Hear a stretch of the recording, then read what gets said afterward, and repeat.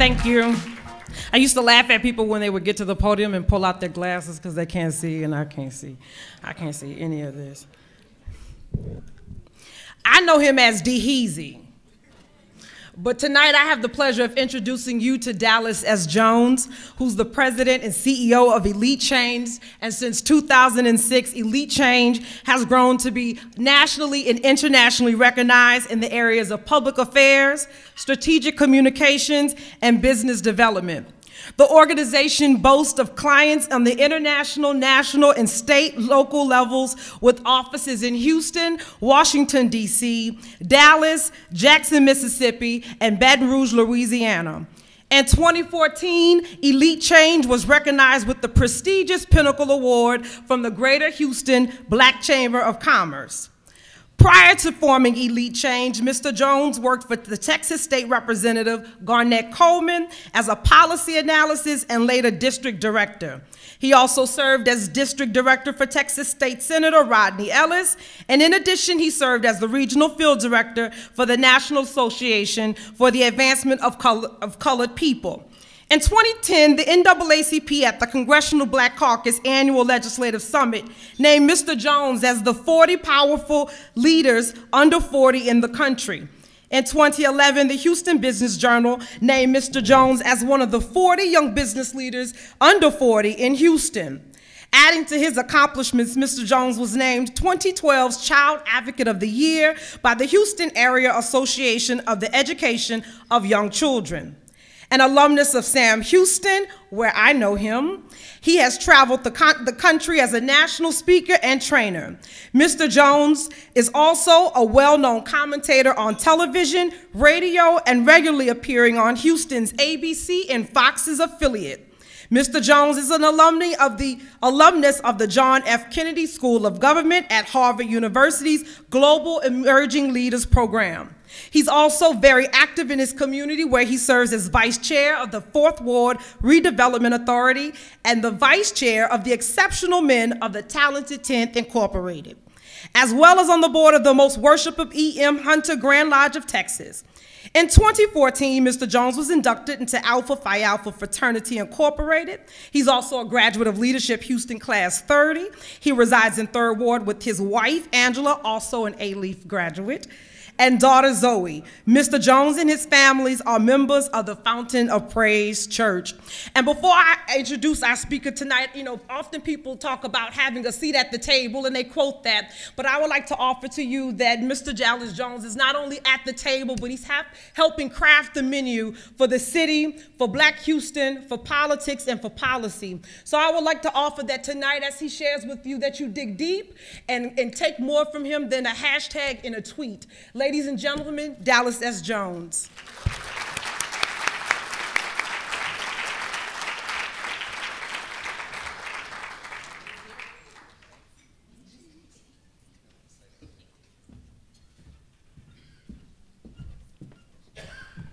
Thank you to my classmate, the honorable trustee, Tiffany Thomas, and since she told my college nickname, we used to call her Meat and Cheese.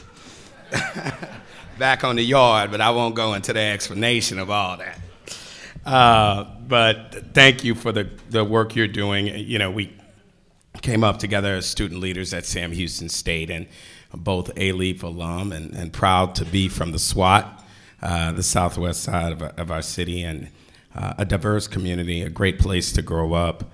And so very proud of the work you're doing on behalf of our community. And our old neighborhood, and return to the Leaf and doing the work there, and to Dr. Conyers and the faculty of the African American Studies program. We certainly, I thank you for allowing me this opportunity to share with you some thoughts in regards to your theme for the evening. The legacy of protest and struggle. To my other college classmate in here, where she said, Omawale, definitely thank you for the invitation to be a part of tonight's festivities. I'm truly honored. And Dr. Elwyn Lee, of course, a staple here at University of Houston and doing amazing work. His family is truly a blessing to the city of Houston, and certainly to me and my family personally. His wife, Congresswoman Jackson Lee, gave me my first job here in politics in Houston. His daughter, Erica, is a good friend and also a client of our firm. So thank you for the great work you continue to do here at the University of Houston. And of course, to Judge Hazel Jones, who has done some great work for us on the court.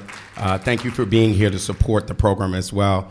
City Councilman Jarvis Johnson, who represented District B, the north side, and I tend to go on air on Fox from time to time and kind of pontificate about things, but I as I'm watching the landscape on some things, you might just be replacing the city council member Jarvis Johnson with a new title here soon if I had to call the handicap on that race. So good luck to you on that and your pursuit. And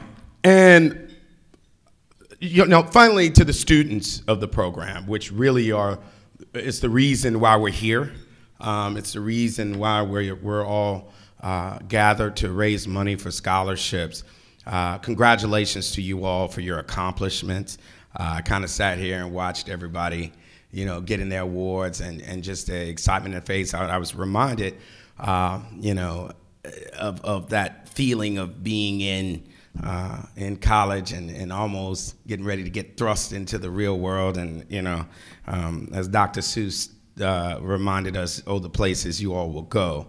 And so really cherish this opportunity and the experience that you're getting here and the great folks that are here to teach you and nurture you and prepare you for what is to come on your journeys and really just soak in all that you can in traveling the globe. And I see Michelle Barnes here from the Community Artists Collective. Good to see you, Mr. Barry Barnes, as well. And so I will be not before you long, but reflecting on some things in regards to the legacy. And before I do that, actually, real quick, just, because I get asked a lot of times, so just kind of put into context, and one more plug, I'm sorry. And I also want to thank my mother for being here with me.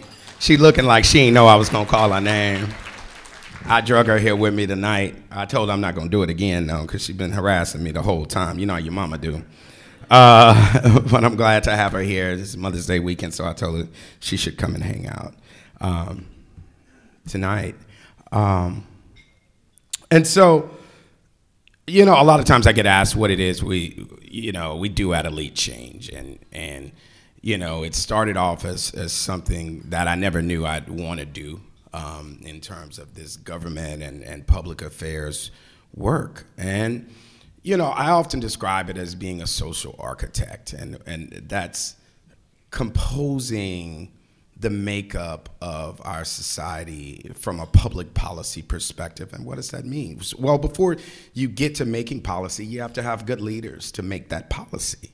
And so part of the work we do is helping to elect leaders that are going to have a significant impact to creating good policies that are going to help to enhance our communities.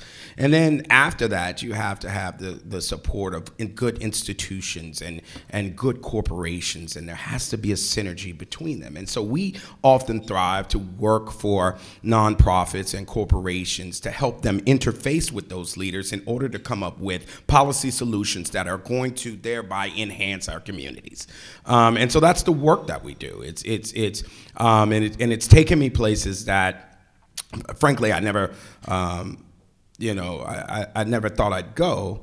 I had the honor of spending, months last year in Trinidad and Tobago and electing the prime minister of the 7th prime minister of a developing nation, and understanding what it meant to live abroad, and certainly gave me a perspective for the students that are traveling to Africa of our interconnectivity.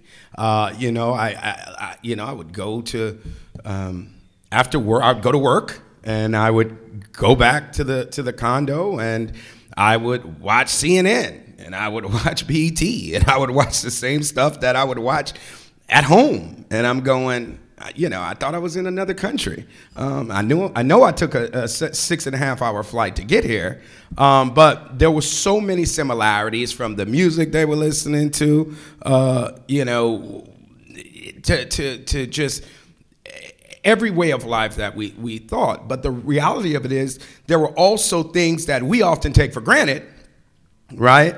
That was a different reality for the folks of the country.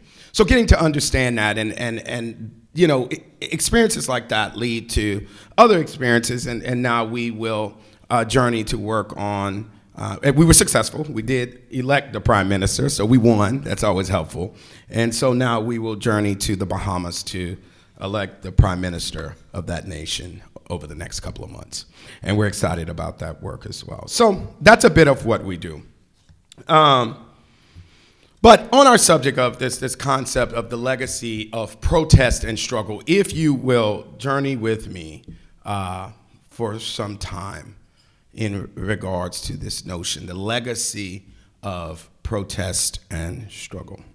The general sentiment of mankind is that a man who will not fight for himself when he has the means of doing so is not worth being fought for by others.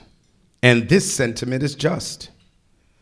For a man who does not value freedom for himself will never value it for others, or put himself to any inconvenience to gain it for others. Such a man, the world says, may lie down until he has sense enough to stand up. It is useless and cruel to put a man on his legs if the next moment his head is being brought against a curbstone. Let me give you a word of the philosophy of reform. The whole history of the progress of human liberty shows that all concessions yet made to her august claims have been born of earnest struggle. The conflict has been exciting, agitating, all-absorbing, and for the time being, putting all other turmoils to silence. It must do this or it does nothing. If there is no struggle, there is no progress. Those who profess to favor freedom and yet deprecate agitation are men who want crops without plowing up the ground. They want rain without thunder and lightning. They want the ocean without the awful roar of its many waters. I wish that I could stand here and tell you those were my words, so eloquently written, but they weren't. On August 3rd, 1857, Frederick Douglass delivered a West India emancipation speech in New York, and on the 23rd anniversary of the event. Most of the address was a history of British efforts towards emancipation, as well as a reminder of the crucial role of the West Indian slaves in that own struggle. However, shortly after he began, Douglass sounded a foretelling of the coming American Civil War. He uttered 2 paragraphs that became the most quoted sentences of all of his public orations. They began with the words, "If there is no struggle, there is no progress." As we reflect on the legacy of protest and struggle, we find that it is a legacy rich in the progress that Frederick Douglass professed in 1857. It is a legacy that was born out of necessity and what Dr. King described as our fierce urgency of now. We are all familiar with the progress of African Americans in this country, and so I will spare you the redundancy of the details, as this is an African American Studies scholarship banquet, so I don't think I need to go into how far we've come since slavery. But when we reflect on the legacy of protest and struggle, we often credit the leaders of our rich history, leaders like Dr. King and Malcolm X and Frederick Douglass and so many others.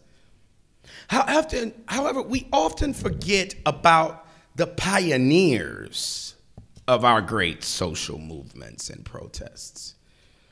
These pioneers paved the way for change throughout so many cities across our nation, beginning with slavery. You know, we all excited about getting ready to spend some Tubmans. So beginning with slavery, some tubs. But traveling through the civil rights movement, these pioneers were simply the people. Let us remember what one of the initial sparks of the American civil rights movement was as we know it, the Montgomery bus boycott. It was the independent and defiant action of a single woman that was simply sick and tired of being sick and tired. It was students who came together and called for the need for change in their community, students like you. So they began to organize what was a loosely formed group of sit-ins at lunch counters that began to inspire young people around the country to become agents of change. And from that, the Student Nonviolent Coordinating Committee was born. All around the country, it was the people that sparked these movements that allowed leadership to be the spokespeople for the movement. But they were merely the spokesmen. It was the people that made the movement real, that made the movement relevant. The fundamental principles of our country were founded on the notion that people wanted to liberate themselves from the idea of tyranny and oppression. We, the people of the United States, in order to form a more perfect union, establish justice, ensure domestic tranquility, provide for the common defense, promote the general welfare, and secure the blessings of liberty to ourselves and our posterity. We do ordain and we do establish this Constitution of the United States of America. This is what we were born under. And while the legacy of struggle and protest is rich, I would offer to you today that our work is not done. We, the people, still have some ways to go. We are on, and you know, we are at a scholarship banquet, and I will try to be as apolitical as possible. It's difficult for me at times. But we are on the dawn of a pivotal moment in the history of African Americans living in the United States of America today. In 2017, this country will say goodbye to its first African American president, who will return the reins of power to a Caucasian American, whomever he or she may be. This proves to be pivotal because there will be a great evaluation of the progress of African Americans living in this country over the last 8 years. And with this evaluation, and depending on the outcome of the election, there will be an attempt to roll back some of the progresses that have been made for the African American community. The question that lies before us is, will we be ready for these attacks? Or will we act foolishly, bickering and fighting for a seat at the master's table while we watch the rest of our community get fed the scraps. 8 years after President Obama took office, there is still much work to be done in the fight for social justice and economic equality in this country.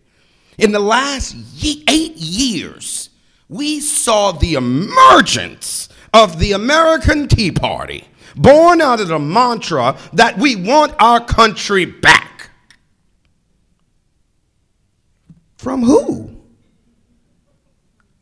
What's most alarming about this is not only the emergence of the Tea Party, rather its ability to completely hijack a major American party. We face the possibility of an extreme ideologue taking up residence in the White House. The presumptive nominee on the Republican presidential ticket got there by jockeying for position with other candidates to see who could hate the most.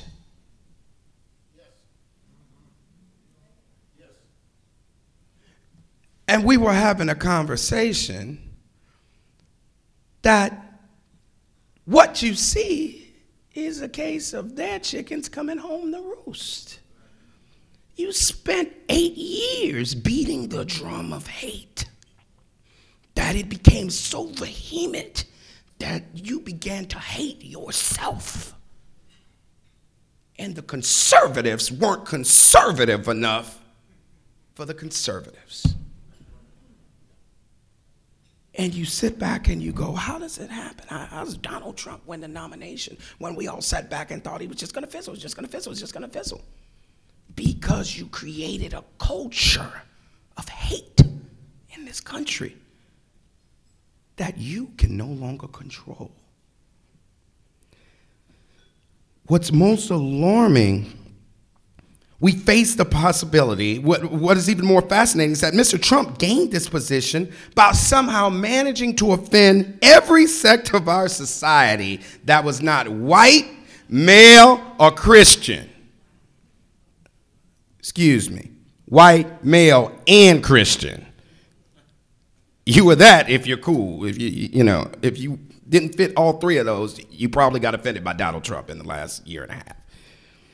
Foreign countries have created movements to completely, potentially ban Donald Trump from their countries due to what's coming out of his mouth. And yet, the American Republican Party, this is really not about Republican versus Democrat. This is really about Donald Trump, right?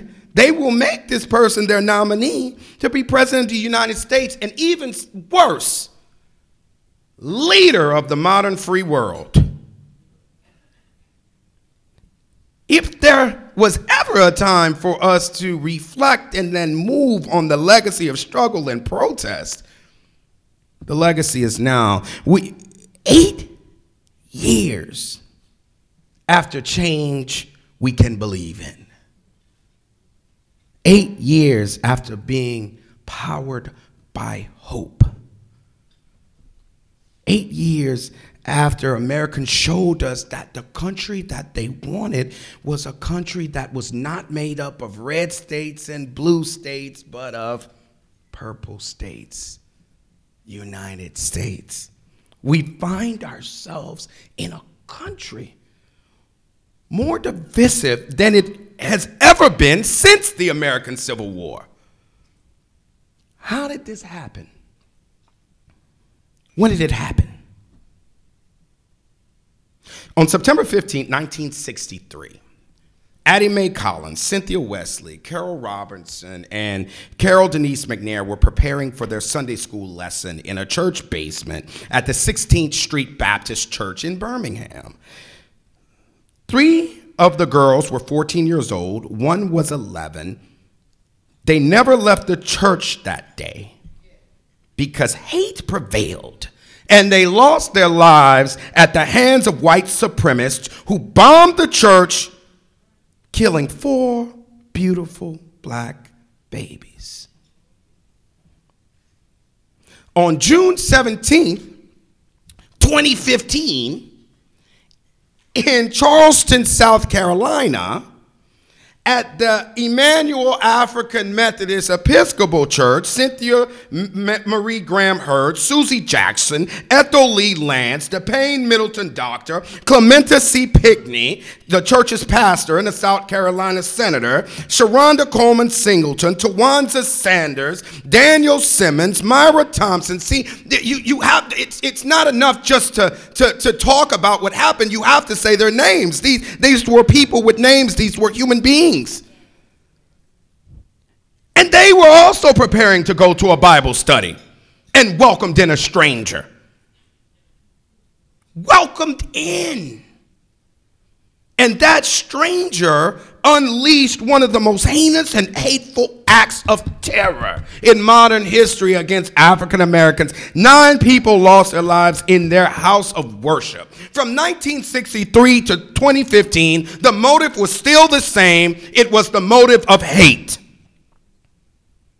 We have to open our eyes to see that we can't move forward to defend ourselves and our children from these types of attacks until we collectively actually come together and realize that the legacy of struggle and protest is actually not over. And we certainly can't get there by just sitting around running separate courses trying to figure it all out. From 1963 to 2015, it was still the policies of the time that allowed for the deaths of our people. President Obama has called for reforms in our gun laws, but he can't do that alone. This isn't some television show that we just watch and we believe that it's all gonna, go away when we turn off the TV. How many more children, our children, have to die before we come together and say enough is enough? Yes, Black Lives Matter, okay? But that has to be more than a slogan. It has to be a call to arms for us as the people, as leadership, to empower and organize our local communities to fight for local, state, and national policies that will protect our babies. That means we have to have the courage and the wisdom and the fight to replace elected officials in our communities that are not carrying out their duties. Look, I'm a political consultant by trade. I help to get many of our elected officials into office, but I also make it abundantly clear that helping someone getting elected doesn't give them a free pass, at least not with me, to just do whatever that is contradictory to the best interests of the community. My expectation, like yours, is that you will fight, that you will do what is right by our communities. When that fails to happen, then I'm obliged to help remove anyone that I helped to get elected. And it then becomes my duty, because I understand that I helped to create the problem in the first place that has to be rectified. It's really enough of us being sold down the road with the same old tired talk.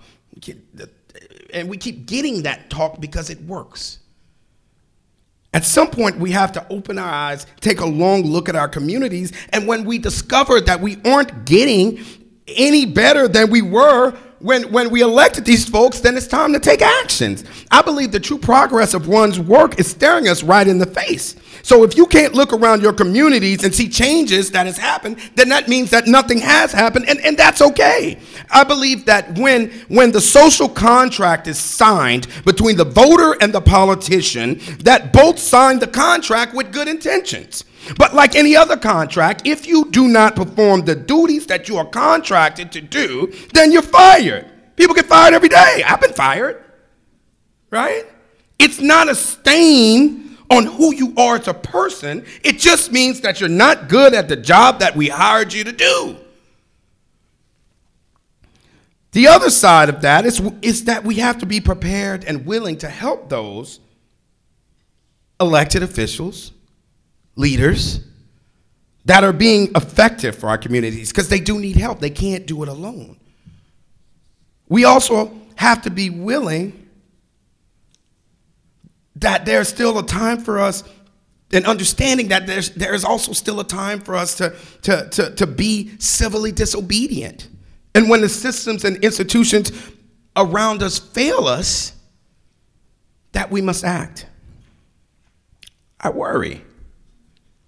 I worry about my generation, and even more, I worry about the generation that's coming behind me, because we just have too much.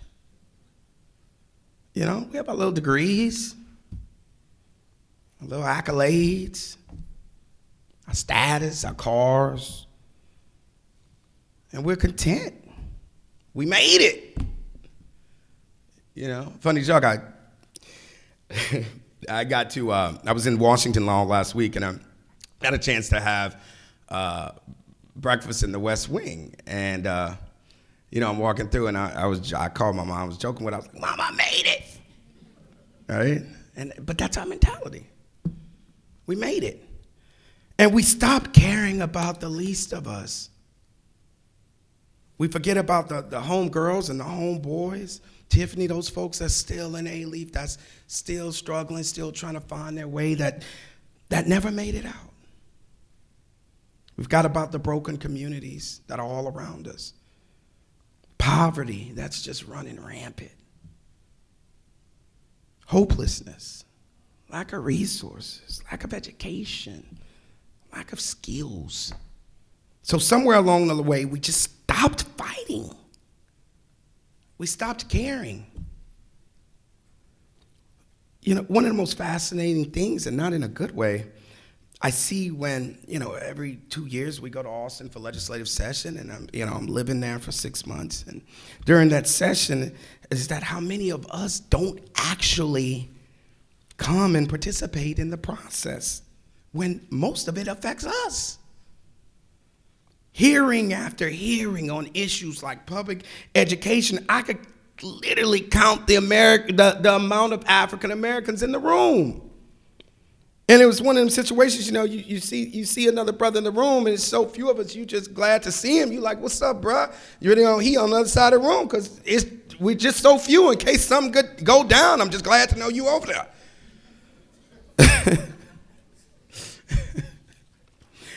But on issues like public education, we were silent. And who do you think are the students in HISD? It's only 9% Anglo. Meanwhile, the other side of the coin, they were standing behind their leaders. Oh, they were there in buses, in droves. We want our country back. We want our state back. We want our schools back. They were there. That's what got me into this whole notion of public policy. It is the architecture of society, and whereby structures are created that can have dynamic effects on populations. It's powerful stuff going on in Austin and in Washington and even at City Hall, yet we never pay attention. Archbishop Desmond Tutu once stated, if you are neutral in situations of injustice, you have chosen the side of the oppressor. If an elephant has its foot on the tail of a mouse and you say that you are neutral, the mouse will not appreciate your neutrality. The time is now for us to come together, understand the needs of our community, come up with plans in complacency, help educate the oppressed and the depressed, communities that are facing real systemic threats, and create a plan. It's not just for you, it's for me, it's for us.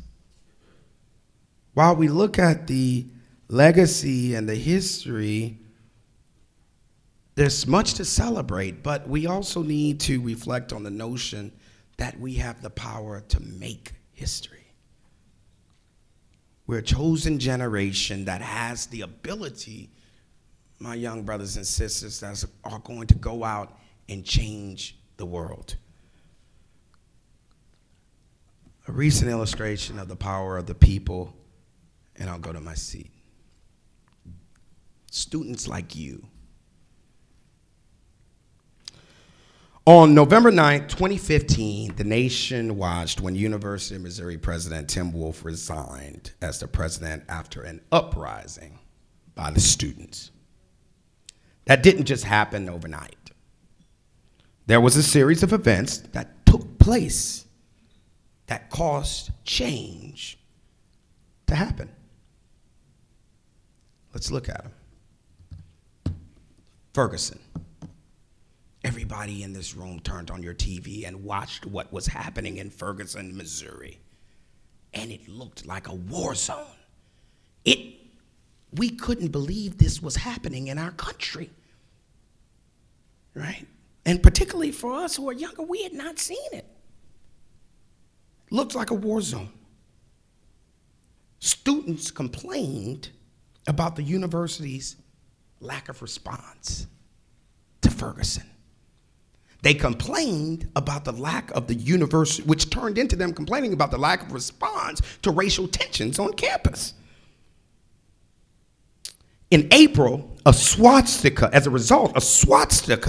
was etched onto the dorm stairwell wall of one of the dorms on the University of Missouri campus. Fast forward to September, the student body president was called the N-word. October, black students' play rehearsal was interrupted by racial slurs when a white man walked in and began to use racial epithets in the middle of them rehearsing for a play. The school responded by coming up with an online mandatory diversity training which students thought was inadequate and did not go far enough to address the real racial issues happening on the campus. It's homecoming time. Protesters blocked the president's car and would not allow his car to roll down the homecoming parade. That was October 10th, 2 days after they announced the diversity training. October 24th, feces was used to draw a swastika again in the residence hall. That was on the 24th of October. They put a swastika on the wall. On the 26th, 2 days later, President Wolf met with the student groups and wouldn't acknowledge that there was a systemic racism problem on the campus. 2 swastikas, a student body president that had been called the N-word, and a student play that's been interrupted. Also calling them the N-word, but we don't have a race problem. November 2nd, week later, a graduate student decided to do something. Jonathan Butler. He went on a hunger strike. 4 days later, the president apologizes and he acknowledges racism. November 7th, their pockets started hurting because the football team threatened to boycott. November 8th, President Wolf said, "I'm not going anywhere." Same day, legislators said, "You need to go," including the governor, because you can no longer effectively lead. Then he resigned. But for a spark. It took only a spark, a willingness for the students, for someone, for the people to stand up and say enough. And the world watched, and then it changed. That's us. That's me. That's you. And while the journey continues, we've come this far by faith because we are naturally a people of resilience, a people of faith, and a people of power. In 1857, Mr. Douglas concluded his address by simply saying, "Sir, I have now more than filled up the measure of my time. I thank you for your patience, attention given to what I've had to say. I have aimed, as I said at the beginning, to express a few thoughts about having some relation to the great interest of freedom, both in this country and in the British West Indies and abroad. And I have said all that I mean to say. And the time will not permit me to say more.